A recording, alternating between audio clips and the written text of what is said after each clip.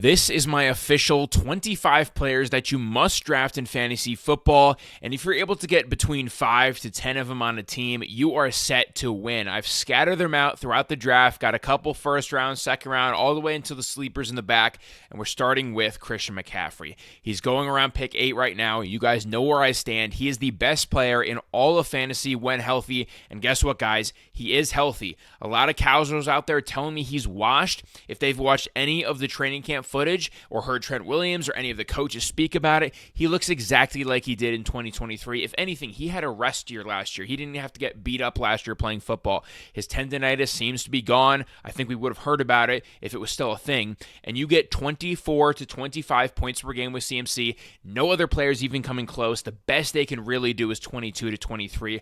I'm taking advantage of the guy who's going way too late. Another guy going way too late, Malik Nabers. You can easily get him at the back end of the first. Sometimes with the injuries, you can get him in the second round. But he averaged the most targets per game last year. And Russell Wilson and Jackson Dart both looked, granted, it's preseason, but both looked pretty good in the preseason. Russell Wilson's arm downfield looks really legit. Jackson Dart is going to be able to pepper this dude with targets. I think the Giants are low-key kind of good this year. Like, that D-line is insane. It might keep him around in more games. I just think he's the only option they have. It's kind of like CeeDee Lamb on the Dallas Cowboys 2 years ago, where it's just like, what else are they going to do besides pass to him? He averaged 24 points per game over the first 4 weeks last year before Andrew Thomas got hurt, and that completely wrecked how they had to play offense. This year they're healthy, and I think they're going to have more time to throw downfield, and he's going to be the biggest beneficiary. Then, Jonathan Taylor. The news was broken that Daniel Jones is the starter. I don't really care who starts for the Colts quarterback. Daniel Jones should dump the ball off more to him and should vulture less stuff in the red zone. JT will get most of the carries in the red zone. Are they really going to put the ball in the hands of Daniel Jones to make like a 10-yard pass in high contested traffic? Probably not. So I think Jonathan Taylor's going to have another 15-touchdown season and maybe catches like 40 balls this year. That's a possibility. And I just think he's going to be extremely efficient, getting closer to the 5 yards a carry mark. I think he'll be healthier this year than he has been over the past couple of years. And even if Anthony Richardson comes in, he'll still be mega efficient because they have to respect the run against Anthony Richardson, so I'm not worried. I think he's better than Bucky Irving, better than Chase Brown, better than all the other guys that go in that range. Now, Tyreek Hill, going at the 2-3 turn, you can often get him in the middle of the third. He's clearly the best pick in the third round. I think he's going to take over any stuff that they were giving Jonnu Smith last year, and he's going to return closer to 2023 for him. They have to figure out a way to get this offense moving again, and that was how they played 2 years ago, deep down the field. Tyreek's going to get targets everywhere. I just think even with the Achane injury, if Achane misses any time, who are they going to dump the ball off to? It's got to be Tyreek Hill. Maybe it's Jalen Waddle too, but Tyreek is their most dynamic player, and I just think he has to regress positively from what he was doing last year. That offense was an absolute mess with Tua being hurt, with the O-line being awful. It just has to regress positively. Now, Devonte Adams playing with the best fantasy quarterback of all time. Matthew Stafford produced Calvin Johnson's ridiculous season, Cooper Kupp, Puka Nakua's best rookie season ever. I mean, Devontae could easily catch 12 to 15 touchdowns without breaking a sweat. They look immaculate together in training camp if you've seen any of the clips of them working together. And Puka Nacua is really not a red zone guy. They have not used him in that area of the field in any of his first 2 years. Kyron Williams is. He does get a lot of the work, but maybe they have a change of identity and Devontae's that guy. I think he could have a slim chance of being the wide receiver 1 on this team. I think Puka is better at this point in his career, but I think Devontae is like a good 1B. And I just think that it's a perfect match made in heaven for a very condensed offense, and he should ball out. Then we got Mike Evans, who is dealing with no Chris Godwin, no Jalen McMillan. It's pretty much him and Igbuka because those other two guys are hurt.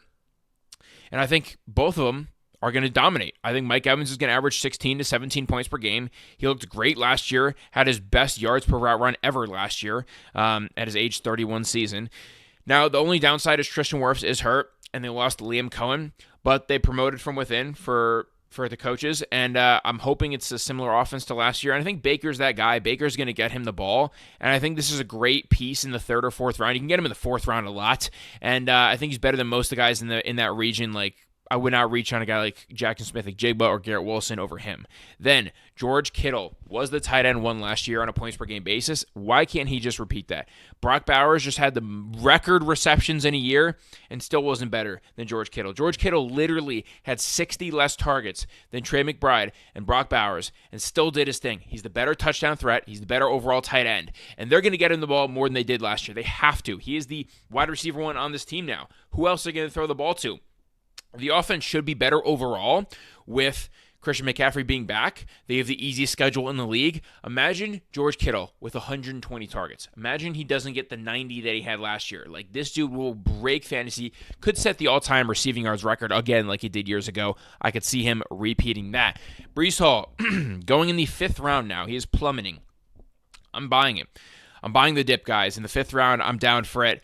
I think he's that talented. I know they're saying they're going to split the backfield. Maybe they do that the first couple weeks, but even so, he's going to get the most of the work. But I think as the season goes on and the Jets need to win games, they're going to give their best player the ball more. And I think Justin Fields is going to open up more running lanes than he's used to. Breece might have his most efficient season yet.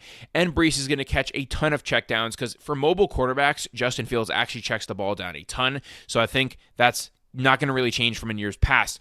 Speaking of pass-catching running backs, Kenneth Walker had the 3rd most catches per game last year at 4.2, and I think he's going to do something similar with Clint Kubiak as the offensive coordinator who loves to pass the ball to running backs, and he's got the nice outside zone scheme, which Kenneth Walker really thrives in, so I think he'll be more efficient than he was last year. The O-line has been beefed up a ton, so like he went from 3.8 yards per carry last year. I think it's going to go closer to 4.6 from his rookie year. Trevion Henderson. Do I even need to explain this? I'm reaching on him in the 4th round. I don't hate it at all. I think he's that talented. He's the next Jahmyr Gibbs. He's a great pass catcher, great pass blocker, will always be on the field, even though Ramondre will vulture some stuff on the goal line early in the season. As it goes on and Ramondre leads the league in fumbles like he did last year, Trevion didn't fumble at all in his college career, or at least didn't lose a fumble in his college career. Like they're very different running backs, and Trevion is clearly more explosive, safer with the ball, better pass blocker. Like, it doesn't make sense why he wouldn't have a role grow, especially if they're fighting for a playoff spot at the end of the year. I'm all in. DJ Moore. It's actually insane how bad the Bears were last year. You guys need to throw out all Bear stats from last year. DJ Moore averaged 9.9 yards per catch. That is like prime Jarvis Landry. That is not him at all. Normally he's around 13 to 14 yards per catch. That offense was just so dysfunctional. I think he comes back strong. Ben Johnson's going to fix a lot of things here. Caleb Williams hopefully takes a year or two leap. I could see DJ Moore averaging 15 to 17 points per game pretty easily. Then Calvin Ridley. Cam Ward, huge quarterback upgrade. He had the most unrealized air yards in the entire NFL last year because Will Levis could not hit him for his life. Cam seems to love him, seems to want to give him 10 targets a game, and I actually think he will be able to hit him downfield. And this team should be in a lot of either close games or playing from behind games where they're going to have to pass a ton. I'm in on Calvin. James Conner. This offense is actually ranked 8th this year in points per game, according to Vegas. He's going to score all the touchdowns on the goal line. We know Trey McBride and Marvin Harrison are not going to do that on the goal line. Marvin could, but Trey McBride, they just don't do it. And the problem is with this offense, Kyler Murray is literally too short. When they're in the, it's 2nd and 5 on the 5-yard line, he's literally too short. He has to scramble around. If you ever watch like Kyler Murray film, he never just does quick passes in the red zone. It's always either a fade, nothing over the middle, and he scrambles around until something's finally open. They want to give James Conner the ball. He has had 18 touchdowns in a single season before. Last couple of years is around that 10 mark because he keeps missing games each year. But if we get a fully healthy season from him, he'll average over 17 points per game. He'll get all the pass catching work. Love James Conner. Ted McMillan, still going at pick 76 on ESPN. What are we doing? He looked good in the preseason. He's clearly the number 1 of the Panthers. Alpha, number 1 wide receiver. It's just the value is like very clear. I'd much rather draft him over Jalen Waddle, over Devonta Smith, guys who are going literally 20 picks ahead of him. Makes no sense. He's the clear wide receiver 1 on his team. Those guys have not broken out, and I don't think they're ever gonna. Travis Hunter, you guys know, he's my guy. Number 2 overall pick, one of the most athletic, freaky wide receivers we've ever seen. Great hands. I'm not shocked if he beats out Brian Thomas Jr. for the wide receiver 1 spot here. Anyone who thinks he's actually going to play that many snaps on defense compared to offense, you got to be a casual, man. I'm sorry. They drafted him to be a wide receiver. Diami freaking Brown is their wide receiver 2. They cleared out the entire depth chart. No more Christian Kirk, no more Evan Ingram. Obviously, he's going to be playing 75+% of snaps. Now, the ones he does miss are going to be pass blocking snaps for other receivers, getting the screens, getting run blocking snaps. Like they don't need to put him in for those snaps where he's just going to be doing nothing. They're going to give him the ball when he's on the field, and that's that. He's that talented, especially in the red zone, especially in the run after catch scenarios. he offers a different element to that offense. Then, Emeka Buka. I think I just muted my phone. I don't know what I just did there. I thought I muted my mic. Emeka Buka, going to catch 90 to 100 balls, okay? There's no Chris Godwin. He's going to man the slot. Jalen McMillan's out, so worst case scenario, when Chris Godwin comes back, he's the wide receiver 3.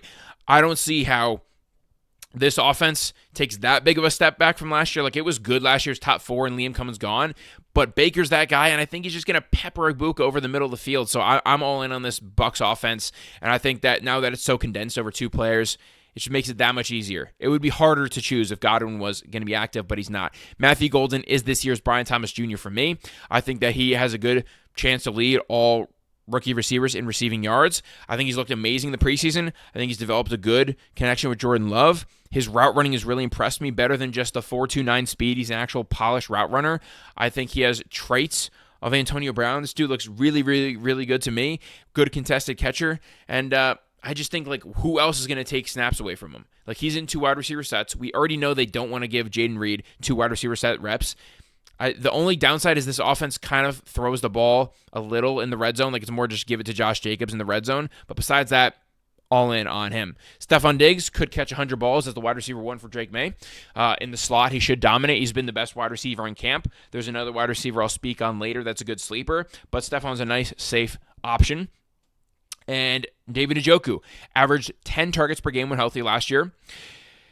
22 points per game with Joe Flacco in the final 4 games of 2023. He's been a league winner 2 years in a row, basically. And this year, why not again? He's got Joe Flacco. I think Shedeur Sanders is fine. Dylan Gabriel's fine. He's a freak athlete. I don't see why you would draft some guys like Trey McBride in the 2nd or 3rd round when David Njoku is pretty much doing the same thing, literally 9 rounds later. I don't get it. Tyler Warren, another guy. You can get him at pick 130, 140 in a lot of ESPN casual leagues.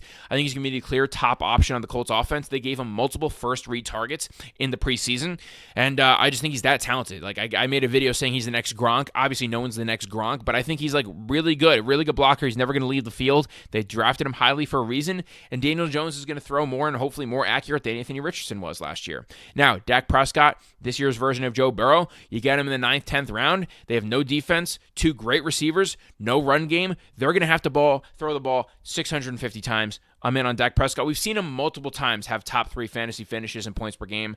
I would not be shocked if he does it again. Drake May, the cheapest quarterback that you can find that has great rushing upside, and that's what you need in these quarterbacks for them to finish top 7, top 5. And he's going to have a little bit of a breakout this year. They had 4 wins last year. This year, the line is at 8.5. And I just think that he's that talented. I loved him coming out of college. He's got multiple upgrades at the skill positions around him, so this offense should be much better.